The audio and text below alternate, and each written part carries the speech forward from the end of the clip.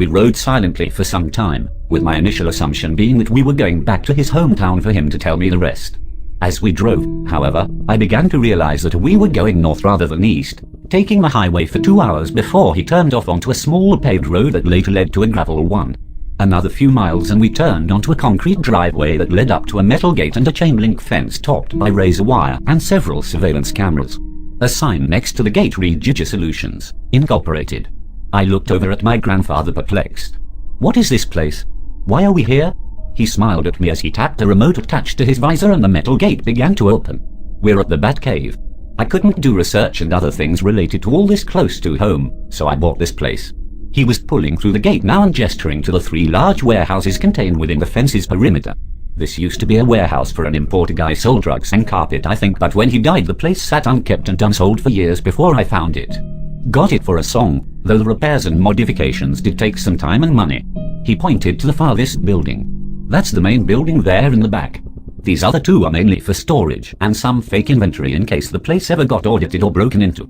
Most people don't even know it's tucked back here though."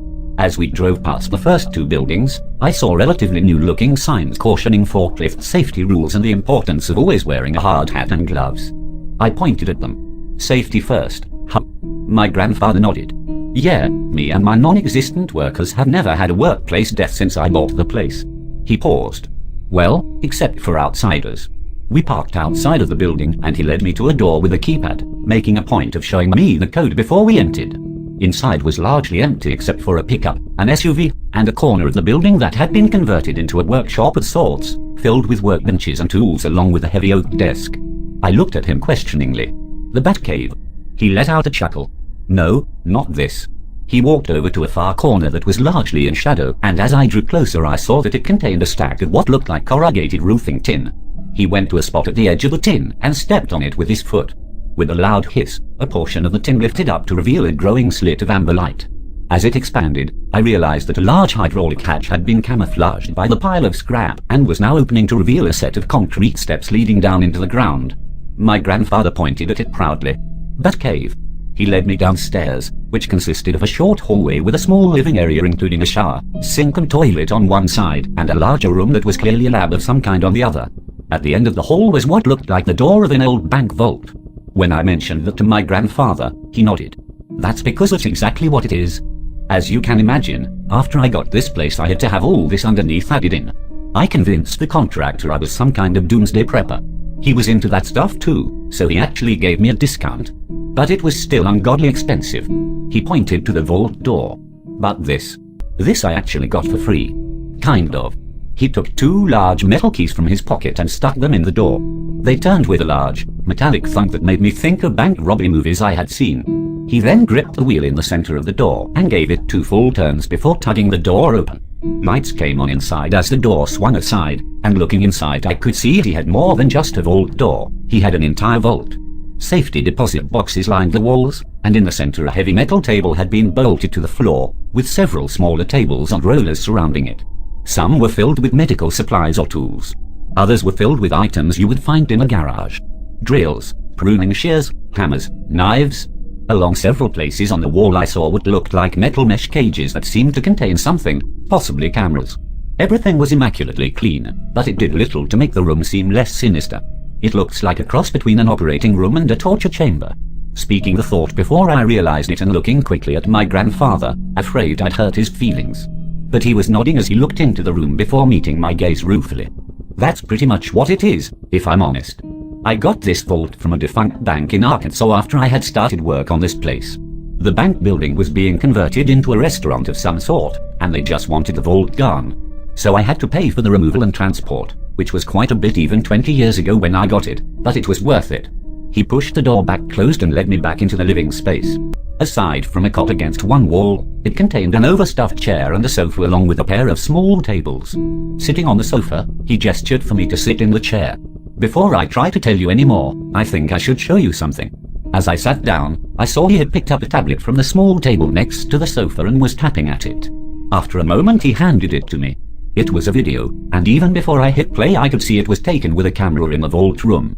It looked very similar to how it looked now, except for the little girl tied to the metal table.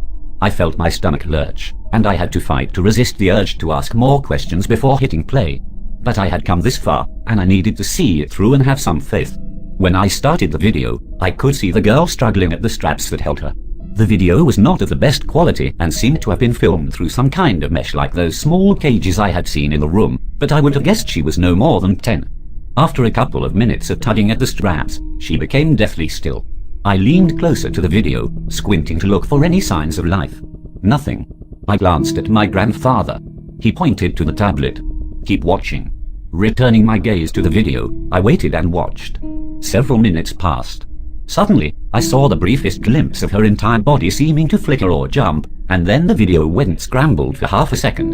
When the image returned, it was in infrared mode, and I almost threw the tablet down. Where there had been a little girl, there were now strings of coiled, stringy flesh that stretched out across the room in all directions like some kind of macabre spiderweb of gore. My first nonsensical thought was that the girl had somehow exploded and that the image had frozen mid-destruction. But then I saw the strands of meat moving of their own volition, running together and pulling apart like chewing gum as they explored the walls. This wasn't that little girl at all, or at least not the version of her that had been there moments before. I looked back at my grandfather. This is one of them. He nodded and began to explain. 2 years after Sork's death, I had 3 more hunts under my belt. I had already learned that many of them behaved differently from Sork, and that the outsider's human form and the monsters were one, or at least inextricably linked. But I had only seen one of the 3 actually transform, and he was radically different than the thing that Sork became. He was a young guy named Stephen Kalchek, and he worked construction in Atlanta. I had taken to going to medical conferences different places to have a reason to travel and widen my net in my search for outsiders. I'd encountered him at a diner near his current work site and decided to extend my stay a few days. I trailed him back to work and found he was working on a high-rise apartment building that was going up nearby. He knocked off at 4 that afternoon, and I kept with him all the way out of Atlanta proper and into one of the suburbs where he lived with his parents. I followed him for the next 3 days and nights as best I could, and on the 3rd night he left home and headed back into the city. At first I thought he might just be going out somewhere, but he headed right back to the worksite. He didn't seem to have a key to the gate, but he scaled the fence nimbly and ducked into the shadows of the partially constructed tower. I went down the fence 100 yards and followed suit. It took me a couple of minutes to find him in the dark, but then I saw him in the dim illumination of a distant street light, standing just inside what would one day be the lobby of the building. He was looking up at one of the walls as though trying to decide something, his face half hidden in shadow, but the portion I could see was as blank and emotionless as Sork's had been. Then he changed. In the blink of an eye, where Stephen Kalchek had stood there was a much smaller creature. 2 feet tall or thereabouts, it had a barrel of a torso with 2 arms and legs all covered in something that looked more like bluish moss than any kind of hair, and a flat, thick head that looked like a snapping turtle except for having 6 eyes on each side of its long, sharply bigged snout. It gave out a small, contemplative clicking noise as it shuffled back and forth, still looking up at the wall. Suddenly it leapt up 10 feet and clung to the spot it had been considering. As I watched, it began to lick the wall with a long, black tongue, each lash leaving a blue-grey trail of slime on a spot that quickly blended in with the concrete. I had no idea what he was doing, but I knew it was nothing good. Still, I remembered shooting at the thing that I now felt sure had been Sork, and the bullets doing nothing. So I waited in the shadows for him to finish his work. It took close to 2 hours. He moved from place to place throughout the outer shell that had been constructed so far, and I felt guilty for not moving against him, trying to stop whatever it was he was doing, but it was too great a risk without knowing more about what, if anything, might hurt or kill him in this form. When the creature was finished, it climbed back down to the ground, and just as quick, the young man was standing there again. Fully clothed, no sign of having just turned into a monster. This was food for thought, but now wasn't the time for theorizing. Trying to move quietly, I left the shadows to intercept him from behind as he went to leave the building. I had a collapsible baton that I had carried with me from the car, and I brought it down hard on the back of his head. Or that was the plan. Unfortunately, he turned at the last second, and it glanced off his shoulder, eliciting little more than a grunt of pain as he dodged to the side. I was already reaching into my jacket pocket for my stun gun, but when I pulled it out and hit the button, it was dead. This was strange, because it had been fully charged and working when I got out to follow him over the fence. But again, no time to wonder. He was. There was another flash of movement and the man was replaced with the creature. Without missing a beat, it leapt at me, slamming me to the ground. I managed to get the baton up in time to catch its sharp mouth diving for my face. With the iron bar of the baton wedged into the creature's maw, I felt like I was just delaying my death rather than preventing it. It was surprisingly heavy on my chest, and its hands and feet ended in hard claws that were already digging into my clothes and flesh. Pushing my arms down and minimizing any leverage, I had to push the button and the creature further away from me. Then I noticed that it was stopping. It pulled its head away swiftly, and I thought at first it was going for another lunge, but then it jumped off me, shaking its head. I rolled to my feet, ready for the next attack, and saw that it was glaring at me, light grey smoke coming from the edges of its mouth. I could see the yellow-brown of its beak blackening slightly where the smoke touched. I could tell it was considering its options, looking at the baton in my hand and then myself. It was afraid of it more than me. It suddenly leapt into the shadows, and for a moment I thought it might be retreating, but then I heard the scrabble of claws behind me. I spun around with a blind swing and managed to catch it right before it landed on me, knocking me back down. The baton had hit it in the side and done remarkably good damage, caving in part of its torso and causing it to immediately begin trying to crawl away. But I was quicker this time, getting back up on my knees and bringing the weapon down again and again until I was certain it was dead. I found out later I survived because of dumb luck. Some of these things are very weak to iron, unnaturally so. If it had been made of steel I would have died that night, and there was a time later on where my reliance on iron nearly did me in. There are rules to these things, but you can never assume they will always apply. There are always exceptions, and you always have to remember that they have most of the advantages. The way you beat them is by being smarter and stronger-willed than they are. More clever. I'm still learning now, but back then, I still had a lot to learn. One of the things that I wondered early on is what the nature of these things truly are. First of all, are these people transforming directly from their human forms into monsters, like a werewolf or some versions of vampires? But if that was the case, I reasoned, then what are the limits of how much they can transform? Look, there's no denying the supernatural component of all of this, and even early on I understood there would be some aspects of it I could never explain fully. But at heart I'm a scientist, and I always start from that framework in trying to understand what I can. I considered mass, for instance. Once I understood more of how the human and creature forms were connected, I started looking back at earlier encounters. Sork, for one. That creature was over half again as large as him as a man, and while you can displace mass to some extent if he was less dense in spots, I can tell you from the sound of it chasing me and the force with which it knocked me out that the monster version of Sork weighed significantly more than the man did. And this creature I just told you about, it was less than half the size and weight of Stephen Kulchek. Even if his physical body was somehow transforming into that thing, where did the rest of the meat and bone and fluid go? And then you have examples like the video I just showed you. These things take all kinds of forms and sizes and then go back to looking like people the next instant. But the biggest sign was the clothes. They weren't chucking off clothes or ripping them apart as they changed. They would turn back into being human with hardly a wrinkle or smudge.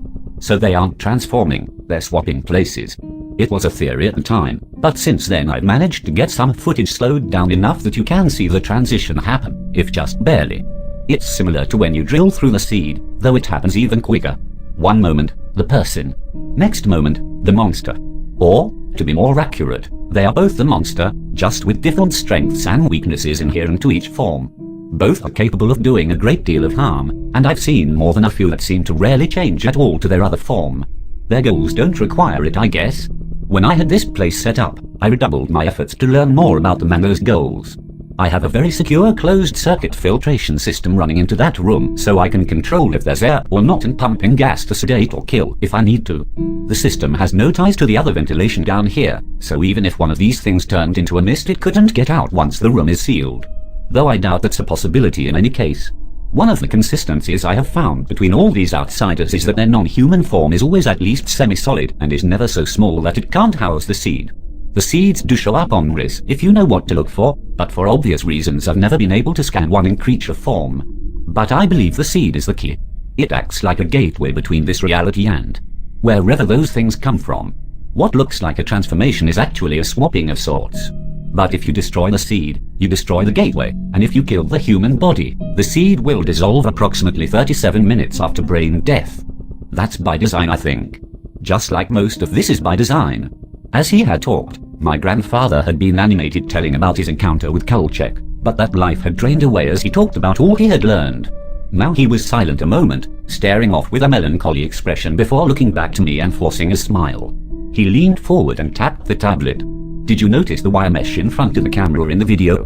Did you see those wire boxes in the vault? I nodded and he went on. When I first captured one and put it in the vault, I set up 2 camcorders to record what happened.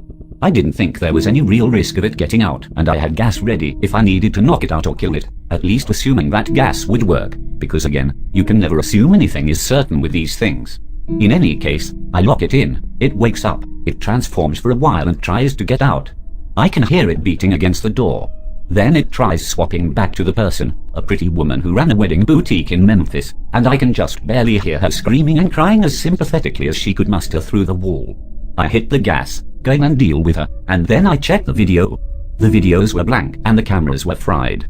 I figured out that whenever the swap happens, it sends out a short but very strong electromagnetic pulse. Kills electronics and lights in about a 40-foot radius around it. That's why my stun gun had died fighting Calchek, and that's why my cameras got toasted. I nodded. So you built Faraday cages around cameras to shield them? He laughed and nodded. Exactly. Very good. They aren't perfect, but between the shielding on the cameras themselves and the mesh, for the most part I can capture decent footage now. His expression was lighter for a moment, but my next question brought back the look I had feared since we left our fight with the house earlier in the day. So you talked about them having goals. Have you figured out what the point of what they're doing actually is? Or is it just random? He frowned, looking thoughtful for a moment and seeming to consider his next words carefully.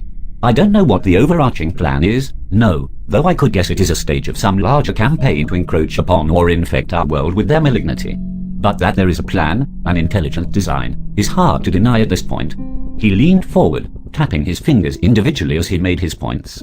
First, the seeds are designed to take over people and also provide for an extremely efficient method of bringing over this other form, all while appearing to bridge and share consciousness between the two forms. Could that be naturally occurring through some evolutionary process? Possible but unlikely given the supernatural component and how perfectly it aligns with their apparent goals of infiltrating this world without notice and creating pain and death. Second, consider that this all occurs without altering the DNA, almost biological processes of the human form. There was no indication in Sork's tissue samples that he was other than human, and while his blood unquestionably has some unique properties, it was nothing that raised red flags during routine testing at the hospital. And I can tell you that I have run exhaustive tests on these things over the years and never found any trace of anything abnormal other than the seed itself, which somehow manages to self-destruct less than an hour after death, leaving no trace that it was ever there. He sighed and looked away for a second.